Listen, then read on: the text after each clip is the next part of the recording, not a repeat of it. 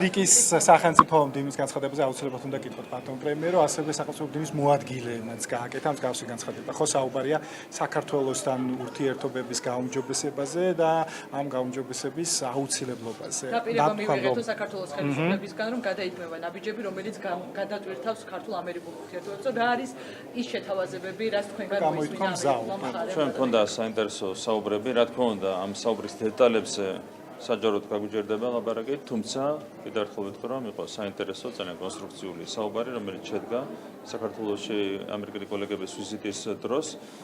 ზოგად მიდგომაზე მინდა კიდევ ერთხელ მოგახსენოთ, მთავარია რომ დამკვიდრდეს სამართლიანი მიდგომები ურთიერთობებში, რამაც გააფუჭა ურთიერთობები გასული წლების განმავლობაში ის იყო სწორედ უსამართლობა, წინა ადმინისტრაციის უსამართლობა.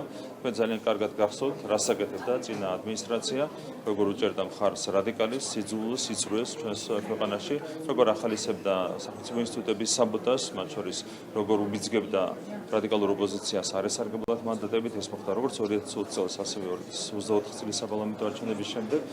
დღეს ხედავთ, რომ ეს მიდგომები არის შეცვლილი, რაც ჩვენ გვინარჩუნებს ოპტიმიზმს იმასთან დაკავშირებით, რომ მოხერხდება სტრატეგიული პარტნიორობის განახლება სუფთა ფურცლიდან, კონკრეტული გზამკვლევით ეს არის ჩვენი მთავარი შეთავაზება ამერიკული ის კიდევ ერთ განცხადებაზე კითხავთ ბატონო პრემიერო, ასევე რუსეთთან ურთიერთობების გაუმჯობესებაზე ისაუბრა მან და აღნიშნა, რომ უკრაინის ომის დასრულების შემდეგ, ასე თუ შეიძლება რუბიოსთან დაკავშირებით კითხავ, მან ასევე გააკეთა განცხადება რუსეთთან ურთიერთობების გაუმჯობესების აუცილებლობაზე, თქვა, რომ ომის დასრულების შემდეგ შეიძლება ეს ურთიერთობები უფრო მეგობრული და ასე ვთქვათ მარტივი დასამყარებელი იყოს. რა შეიძლება ნიშნავდეს მისი ეს განცხადება, მაშინ როდესაც ჩვენ გვახსოვს, ხო?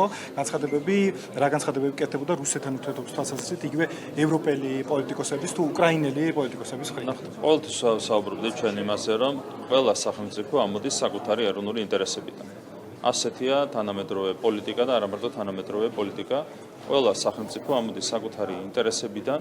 შესაბამისად, აბსოლუტურად ლოგიკურია ის, რომ დღეს ახალი ადმინისტრაცია იწყებს საუბარს ურთიერთობების გადახედვაზე, მათ შორის რუსეთთან. კიდევ ერთხელ, ეროვნული ინტერესები არის გამსაზღვრელი ნებისმიერი სახელმწიფოსთვის და ამას მოუწოდებთ სწორედ ჩვენ ყველას, მთელ საზოგადოებას, რომ პრაგმატულად შეეხედათ მოვლენებისთვის და დღევანდელი პროცესები აჩვენებს იმას, რომ პრაგმატულ მიდგომას ზოგადად ალტერნატივა არ არის.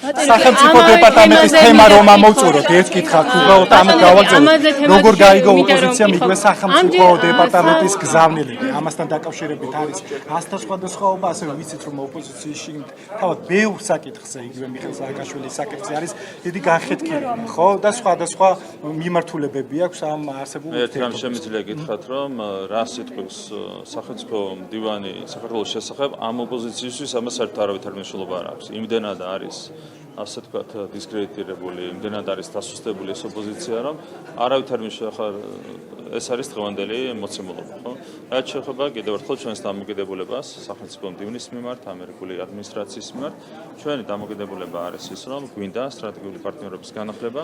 აქედან გამომდინარე, ოპტიმიზმით უყურებთ ყველა გზავნილს, რასაც ვისმენთ, მათ შორის იმ გზავნილებს, რომლებიც მოვისმინეთ უშუალოდ საქართველოში ვიზიტის დროს და კიდევ ერთხელ ეს ყველაფერი გვინარჩუნებს ოპტიმიზმს იმასთან დაკავშირებით, რომ მოხერხდება სტრატეგიული პარტნიორობის განახლება საქართველოს და ამერიკის შეერთებულ შტატებში. დამოკიდებული შემდგომ მოლაპარაკებებზე.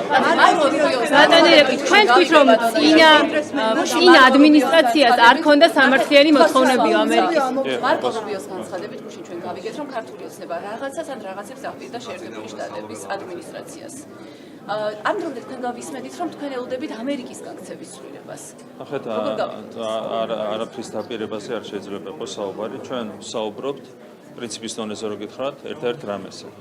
რომ მიდგომები უნდა იყოს კაფეოდ ჩამოყალიბებული და ეს მიდგომები უნდა ეფუძნებოდეს სამართლიანობის პრინციპს. დაპირებების საუბარიც არასწორია. მე ერთი რამ კიდევ ერთხელ მინდა შევახსენო ყველას, რომ თუ კი რაიმე გაფუჭდა ქართულ-ამერიკულ ურთიერთობებში გასული წლების განმავლობაში, ყველაფერი გაფუჭდა წინა ადმინისტრაციის მხრიდან. 100%-ით ყველაფერი გაფუჭდა წინა ადმინისტრაციის მხრიდან. აქედან გამომდინარე, ნიშნულოვანია, რომ წინა ადმინისტრაციის მიერ გაფუჭებული მაშინ თქვენ გაასწოროს გაასწოროს მე არ მიგითხავს ასეთი კითხვა. არა, ასეთი კითხვა. ჩვენ მათ ნახეთ, მათ ვითხრეს, რომ სულთ ამერიკასთან ურთიერთობის გაუმჯობესება, ჩვენ მათ ხაზგასმით უთხარით, რა იქნებოდა ამისთვის საჭირო და რას ვითხოვდით ჩვენ. ჩვენ მივიღეთ პოზიტიური გამოხმაურება და ამიტომ ვიმედოვნებთ, რომ ჩვენ არასდროს ასეთი კითხვა არ დაგვისვავს. ჩვენ გვაქვს ის გზავნილი, რაც საჯაროდაც განვაცხადეთ, ხო? ეს არის ის, არა, თქვილი აშუაშია. ადამიანი როცა საუბრობს, შეიძლება თავის ინტერპრეტაციით რაღაც გვას. არა, არ გვიგითხროს.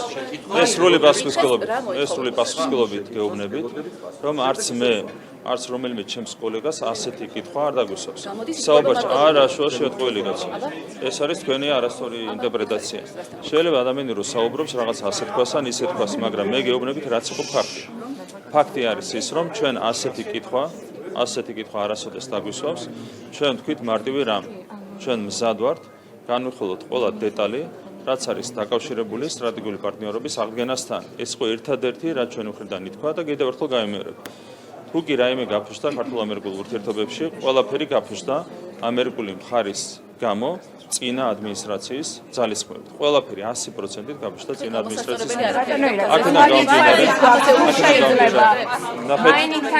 საქართველოს არ არის სკოლის მოსწავლე, რომ საშემოდგომო გამოაყოლოს ვინმე და გამოსწორება მოთხოვოს. საქართველოს არის ღირსეული სუვერენული სახელმწიფო. და ეს კაფეო დავაფიქსირეთ აბსოლუტურად ყველგან. საქართველოს არის ღირსეული სახელმწიფო, საქართველოს სწორედ ღირსებას იცავდა წინა ადმინისტრაციის მიმართ და ღირსების დაცვა უწევდა სწორედ, როდესაც პირდაპირ უმძიმეს რამეს ეთხოვდნენ ჩვენგან. და ჩვენ ღირსების დაცვის საფუძველზე მოახერხეთ უმძიმესი რისკები აგვეცილებიდან თავიდან ჩვენი ქვეყნისთვის. უმძიმეს რამეს ეთხოვდა წინა ადმინისტრაცია ჩვენგან და ამას მოყვა შემდეგ ზეწოლა, წნეხი, შანტაჟი და ათასი უბედურება ქართული ხალხის წინააღმდეგ და ქართული სახელმწიფოს წინააღმდეგ.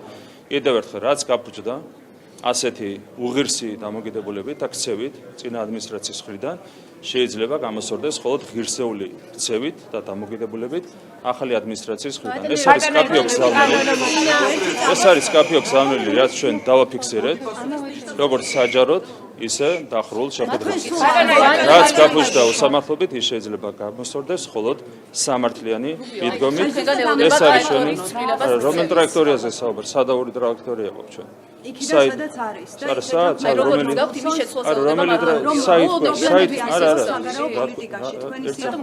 საითმიდის ჩვენი ტრაექტორია, საითმიდის. ჩინეთთან და ირანთან დაასახელა ჩინეთთან თვითონ საუბრობს ამერიკული ადმინისტრაცია, რომ ყველაფერს აკეთებს ჩინეთთან ურთიერთობების გაღრმავებისთვის. თვითონ საუბრობს ამერიკული ადმინისტრაცია, რომ მას უნდა რუსეთთან ურთიერთობების გაღრმავება. ხო, პირდაპირ საუბრობთ. ირანი, საქართველოს და ირანი ჯოვილსონები ხო არა ხართ კაცო? ფაქტია, მაგრამ ჯოვილსონები ხო არა? ბატონო ირაკი, სადაც თქვენი მყოფებით ხედავთ ირანის ელჩს და ვერ ხედავთ ერთ-ერთი დასავლური სახელმწიფოს წარმომადგენელ დიპლომატს. ჯოვილსონის დონემდე სად ვერ ხედავთ? აი ამ შეხვედრაზე, სადაც ახლა იმყოფებით თქვენ, დავინახეთ ირანის ელჩი, რომელიც ესწრება ამ შეხვედრას და პირადად მე არ დავინახავ შეიძლება გამორჩა. ძალიან ბევრი ელჩი ესწრებოდა, ამ ღონისძიებასაც არ ვიცი ხა ეს არ შემიხედავს, მაგრამ ძალიან ბევრი ელჩი ესწრებოდა. ერთი წამი. ყველა ელჩის მოწვევა ხდება. არ შეიძლება არასერიოზულობაში გადახვიდეთ, ხო? როდესაც იმართება ასეთი ღონისძიებები, მოწვევა ეგზავნება ყველა ელჩს, ვისთანაც საქართველოს აქვს დიპლომატიური ურთიერთობა და ყველა იმ ქვეყანას, რომელსაც ყავს თავისი წარმომადგენელი ჩვენს დედაქალაქში და ვინ მოდის და ვინ არ მოდის, ეს არის დიპლომატიური კორპუსის წარმომადგენლების გადასაწყვეტი. მე მინდა შეგახსენოთ მაგალითად 26 მაისი პოლიციის დღე, სადაც წარმოდგენილი იყო ელჩების ძალიან ფართო სპექტრი. რაც შეეხება ირანს, ნუ დახვალ ჯოვილსონის და ეკაგიგავრის დონემდე. ერთი წამი. ჯოვილსონი დაეთანხმა. ჯოვილსონს დაეთანხმა. ერთი წამი, რო პროირანული ხელისუფლება. კარგით ახლა ეს. ეგ არის ჯოვილსონის დონე. ეგ არის ერთი წამი.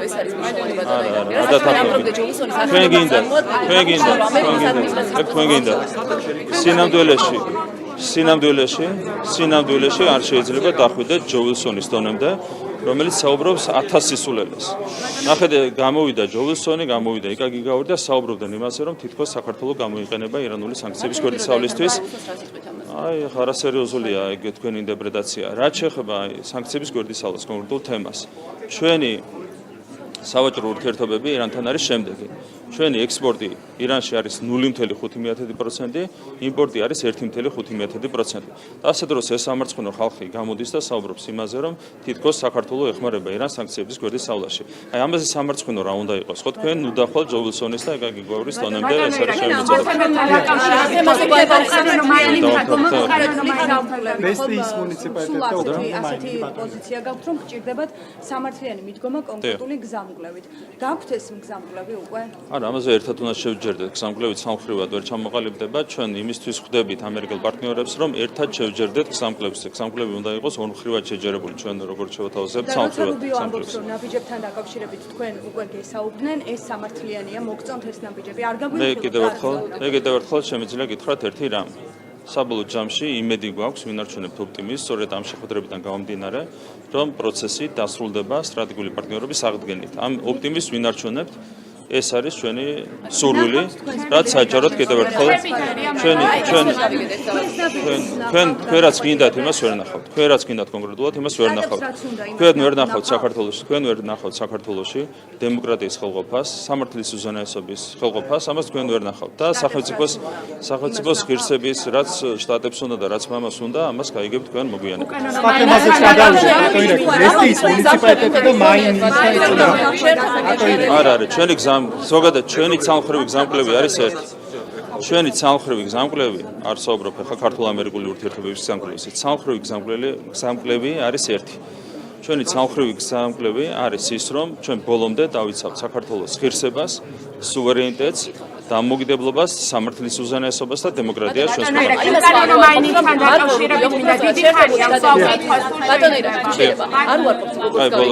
შეერთებული შტატების ადმინისტრაციამ თქვენ უკვე შეგატყობინათ რა ნაბიჯების გადადგმას ელოდებიან ოცნების არა, ჩვენ ორხრივად გქონდა საუბარი იმასთან დაკავშირებით, თუ როგორ ხედავთ ურთიერთობების აღდგენას. ორხრივად გქონდა საუბარი. სხვა რამეს გეუბნებით. ორივე მხარემ ვისაუბრეთ იმასთან დაკავშირებით, თუ როგორ ხედავთ სტრატეგიული პარტნიორობის აღდგენას. ეს იყო ამ შეხვედრის მიზანი. დანარჩენი გაგრძელდება პროცესი და ყველა ნახავთ. სწორედ გამომდინარე შეხვედრის შინაარსიდან მე ვინარჩუნებ ოპტიმიზმს იმასთან დაკავშირებით, რომ სტრატეგიული პარტნიორობა აღდგება და დანარჩენი დაალოდეთ მოვლენების განვითარებას. მერე მესტი. პირველ რიგში თვითონ პროცედურები ძალიან მნიშვნელოვნად მოწესრიგდა და ამას ემატება ინსტიტუციური რეფორმა, რომელიც განხორციელდა, შეიქმნება ერთიანი შესყიდვების ორგანიზებული სამსახური, რომელიც მთლიანად მოაწესრიგებს შესყიდვებთან დაკავშირებულ პროცესებს. თქვენ იცით, რომ ძალიან მნიშვნელოვანი ნაბიჯები გადაიდგა კორუფციის აღმოფხვრვის მიზნით და შესყიდვები ამ კუთხით ერთ-ერთი მნიშვნელოვანი მიმართულება. აბსოლუტურად გამჭვირვალე იქნება ყველა პროცედურა, მას უზრუნველყოფს ახალი გაერთიანებული სამსახური, რომელიც შეიქმნა. თავიდან ბოლომდე პასუხს ვაგებთ იმაზე, რომ შესყიდვებიდან იქნება გამორიცხული კორუფციული გარიგებები. ეს გამორიცხული იქნება თავად იმ პროცედურებითაც, გამჭვირვალე პროცედურებითაც, რომლებიც დანერგილი იქნა სისტემაში. უკანონო დაკავშირებით მინდა გკითხოთ, სამართალდამცველებმა მესტიის მუნიციპალიტეტში 158 ეგრეთ წოდებული მაინერი ამოიღეს, ვიცით რომ დაიწყო სახელმწიფომ ამ ყველაფერთან ბრძოლა, რამდენად მნიშვნელოვანია ეს საკითხი? თქვენ იცით, რომ გაკეთდა განაცხადი გამრიცხველიანებასთან დაკავშირებით და პარალელურად წარიმართება შესაბამისი პროცესები, რაც არის ჩართული შინაგან საქმეთა სამინისტრო, ამოღებული იქნა უკვე დიდი ოდენობით მაინერები, რაც გულისხმობს იმას, რომ უკანონოდ ხდებოდა ელექტროენერგიის მოხმარება უბრალოდ.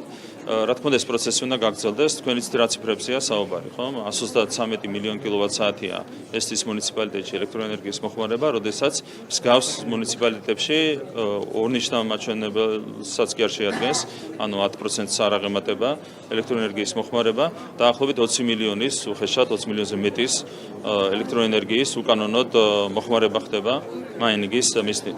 რა თქმა უნდა, ეს საბოლოო ჯამში აწვება თითოეულ მოქალაქეს, აისახება საბოლოო ჯამში გადასახადზე, რომელსაც ადამიანი იხდის თბილისში, ქუთაისში თუ ნებისმიერ სხვა მუნიციპალიტეტში, ეს ბუნებრივი უნდა გამოსწორდეს. ჩარჩოებში უნდა მოექცეს, ამას ემსახურება გამრიცხველიანების პროცესი და ის ზომები, რომლებსაც იღებს პარალელურად შინაგან საქმეთა სამინისტრო. ბიზნეს სექტორის ბრუნის მოცულობის განზრახვაზე პირველ პარტიაში საუბარი არის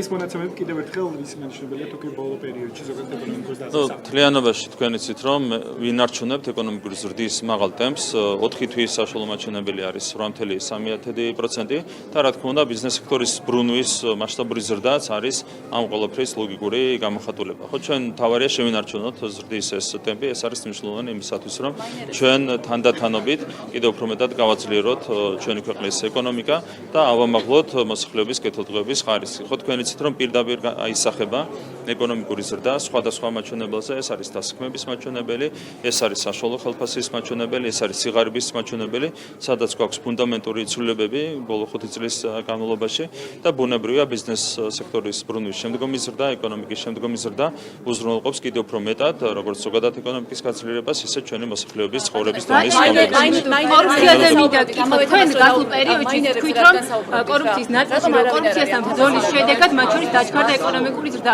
ხომ არ უნდა ველოდოთ გაგრძელებას ამ მიმართულებით, იგივე სხვადასხვა ყოფილი მაღალჩინოსნების დაკავების მიმართულებას, ასევე სახელმწიფო საწარმოების ყოფილი მენეჯმენტის პასუხისმგებლობაც ხომ არ შეიძლება დადგეს მათ შორის კორუფციის ნაწილში, იმიტომ რომ ვიცით, რომ მნიშვნელოვანი თანხები ყოველ შემთხვევაში ასე ამბობს მთავრობა, რომ დაიზოგა იგივე რკინიგზა ელექტროსისტემა, ანუ რამდენად ასე ვთქვათ მორჩა თუ არა უხეშად ვთქვათ ქართული ოცნება კორუფციასთან ბრძოლას და დაკავებების გაგრძელებას ხომ არ უნდა ველოდოთ მათ შორის სახელმწიფო საწარმოების ნაწილში იყო თუ არა იქაც კორუფცია. რაც შეეხება სისხლისამართლებრივ დევნას, ამაზე მე ვერ გაგცემთ პასუხს, ეს არის შესაბამისი უწყებების საქმე, ასე არის გამიჯნული ფუნქციები. რაც შეეხება კორუფციასთან ბრძოლას, მის გაგრძელებას და აქამდე არსებულ მიღწევებს, მე კიდევ ერთხელ შემიძლია ძალიან მკაფიო თქვა ერთი რამ.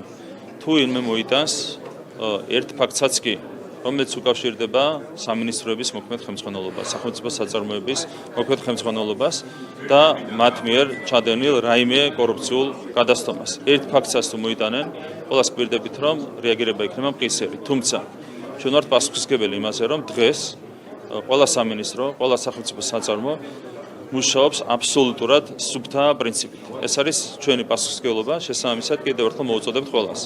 ზეპირად საუბრობენ რაღაც თემებთან დაკავშირებით, ერთი ფაქტი მოიტანონ ნებისმიერი უწყებიდან, ნებისმიერი სახელმწიფო საწარმოდან კორუფციასთან დაკავშირებული და მყისიერი რეაგირება გვექნება. ჩვენ იმდენად გავასუფთავეთ სისტემა, გავწმინდეთ სისტემა, მათ შორის გავუმჯობესეთ პროცედურები, რომ ვერავის მოაქვს ერთი ფაქტიც კი, რომელიც უკავშირდება კორუფციას. ადრე იყო კორუფცია საერთოდ სახელმწიფო საწარმოებში ყოფილ მენეჯმენტში? თქვენ ხედავთ, რომ კონკრეტული სისხლისამართლის საქმეები აღიძრა, რიგ საქმეებზე უკვე დამდგარია განაჩენი, შესაბამისი უწყებები, რა თქმა უნდა, იძიებენ შესაბამის საქმეებს. მაინერებზე რადგან საუბრობთ, დავასრულებ უბრალოდ, რასაც თქვენ აღწერთ, არის ჩემი ახლით დანაშაულის აღწერა გამოდის პრაქტიკულად.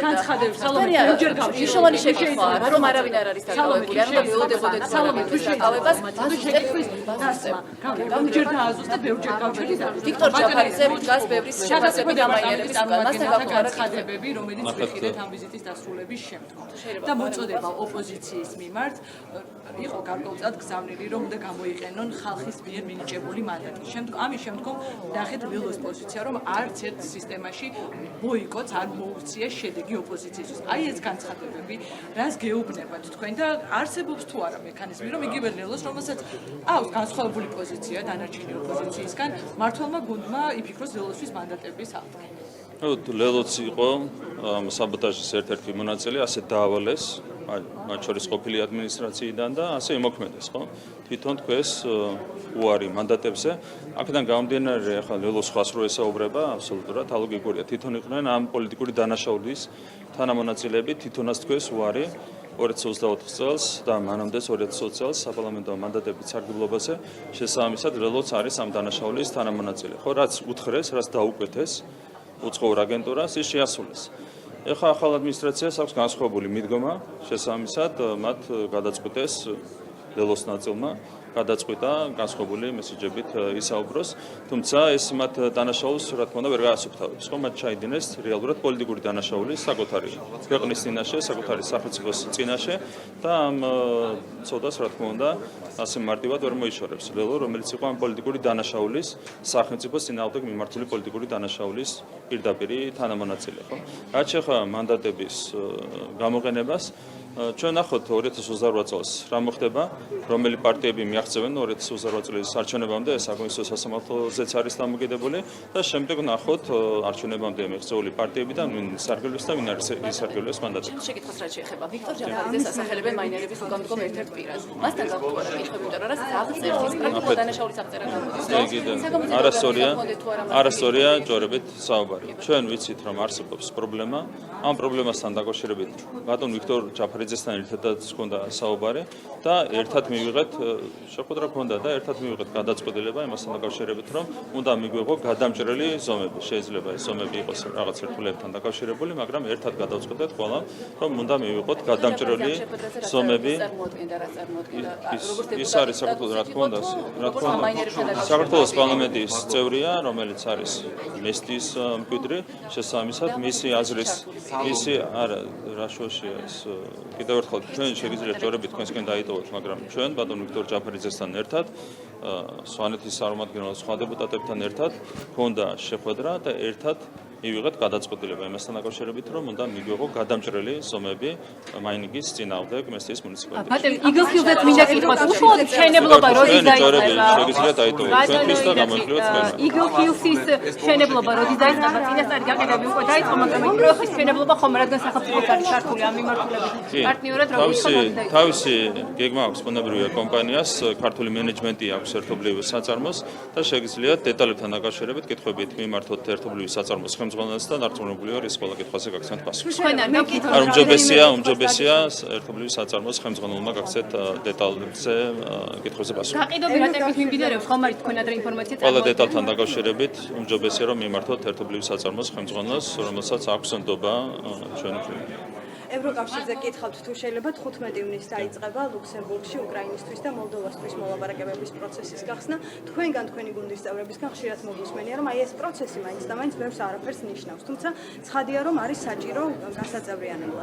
ჩვენ რატომ არ ვართ ამ პროცესში ახლა და როცა საუბრობთ რომ 30 წელს მზად ვიქნებით, რა ნაბიჯებს ხედავთ რომ 30-ისთვის? ეს არის შანტაჟის გაგრძელება, რომელიც დაიწყეს 2022 წლის მარტიდან.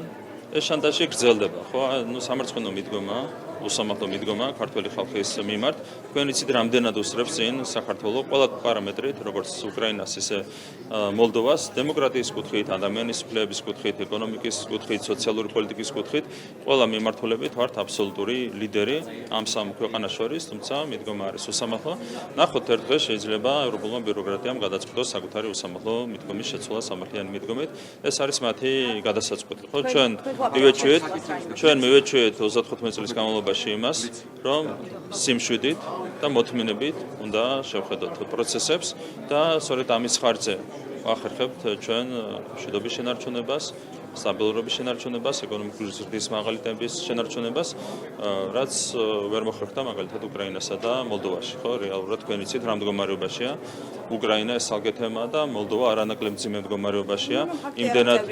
იმდენად ხო, ნახეთ გუშინ წინ თქვა მოლდოვის ვიცე-პრემიერმა გვარსები რომ თუ ვერ მოახერხებენ ასე გაწევრიანებას, შევერთებიან პირდაპირ რუმინეთს როგორც ერთობლივ სახელმწიფოს. ესეთი გაერთიანება რაფასისაა თქვენ შეგიძლიათ თავად იმსჯელოთ. ხო, თავად მოლდოვა აყენებს ეჭქვეშ საკუთარი გაწევრიანების პერსპექტივას და ამბობენ რომ რადგან ამ პერსპექტივას მკაფიოდ ვერ ხედავენ, შეიძლება იფიქრონ რუმინეთთან გაერთიანებაზე, რაც ნიშნავს სახელმწიფო სუვერენიტეტის დათმობას. ამას ამბობს ეს განაცხადა თავის რუსი პრეზიდენტმა, ახლა აცხადებს ვიცე-პრემიერი.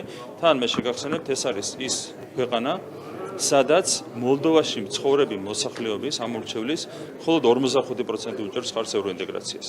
მოლდოვის მაცხოვრებელი მოსახლეობის მხოლოდ 45% უჭერს ხარს ევროინტეგრაციას და ასეთ ფონზე მოლდოვის ხელისუფლება აცხადებს, რომ ოღონდ გახდნენ ევროკავშირის წევრები და ისინი მზად არიან დათმონ სუვერენიტეტიც კი. რა სამარცხენო მდგომარეობაა შექმნილი ამ თვალსაზრისით თქვენს ძალიან კარგად შეგიძლიათ შეაფასოთ. და რამდენიმე მოკლე კითხვას დაგისვამთ 2024 წლის აპრილიდან დღემდე პარლამენტში არის მიღებული 304 კანონი და მათ შორის არის კანონები, რომელზეც ჰქონდა უკმაყოფილება პარტნიორებსაც, ქვეყნის შიგნით სამოქალაქო სექტორსაც და არის მოწოდებებიც მისი გაწვევის შესახებ. დღეს საია აქვეყნებს ამ კვლევას და ამბობს, რომ არა მხოლოდ კანონების შინაარსია ზოგ შემთხვევაში პრობლემა, არამედ მისი მიღების პროცესიც.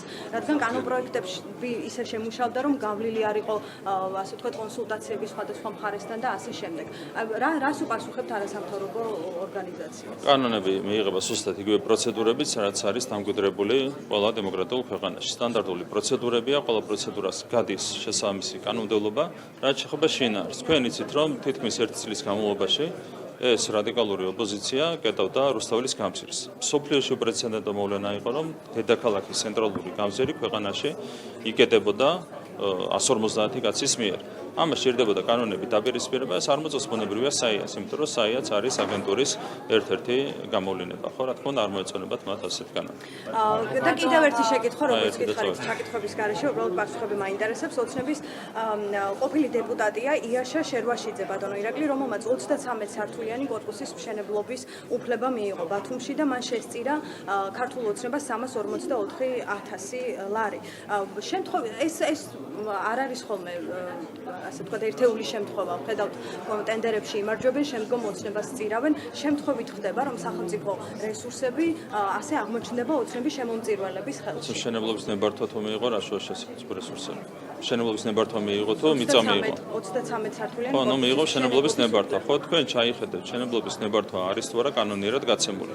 ადამიანი არის ბიზნესმენი, რომელიც გამოხატავს საკუთარ პოლიტიკურ სიმპათიებს, შემოწირულობების გაწევით და მას ეკრძალება ამის გამო ბიზნეს საქმიანობის განხორციელება. ანუ ნებართვაზე არ უნდა შეიტანოს ასეთ მშენებელმა. დაგისუსტებს. აი, როცა შესწირა ქართულ ოცნებას ეს თანხა, ამ პერიოდს ემთხვევა ბათუმში სახელმწიფო მიწების თქვენ როცა ნახეთ, თქვენ თქვით 344,000 ლარი. ერთ პირს ერთ წლის განმავლობაში შეუძლია შეწიროს მაქსიმუმ 60,000 ლარი. ეს ნიშნავს იმას, რომ არის კონკრეტული ბიზნესმენი, რომელიც პერმანენტულად წირავს თანხას მართულ პარტიას, ხო? მუდმივად აკეთებს ამას, როგორც შეიძლება აქ დამხოვაზე იყოს საუბარი, არასერიოზულია უკვე ეს ყველაფერი რა. ეს არის ეკა გიგაურის სტანდარტი და დონე.